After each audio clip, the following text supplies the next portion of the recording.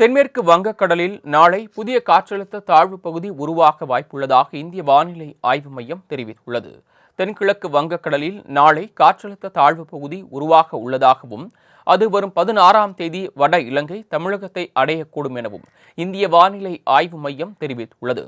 மேலும் அடுத்த 2 வாரத்திற்கு புயல் உருவாக வாய்ப்பில்லை என்றும் தெரிவிக்கப்பட்டுள்ளது.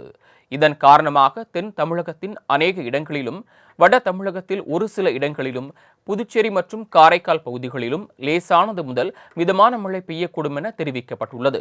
இதேபோல நீலகிரி, கோவை, திருப்பூர், தேனி, திண்டுக்கல், மதுரை, விருதுநகர், ராமநாதபுரம், சிவகங்கை, தென்காசி, தூத்துக்குடி, நெல்லை, கன்னியாகுமரி ஆகிய மாவட்டங்களில் ஓரிரு இடங்களில் கனமழை பெய்ய வாய்ப்புள்ளதாகவும் சென்னை வானிலை ஆய்வு மையம் தெரிவித்துள்ளது.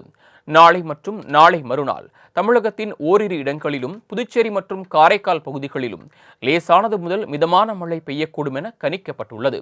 இதேபோல வரும் 18ஆம் தேதி வரை தமிழ்நாட்டின் பல்வேறு மாவட்டங்களில் கனமழை பெய்யக்கூடும் எனவும் கணிக்கப்பட்டுள்ளது.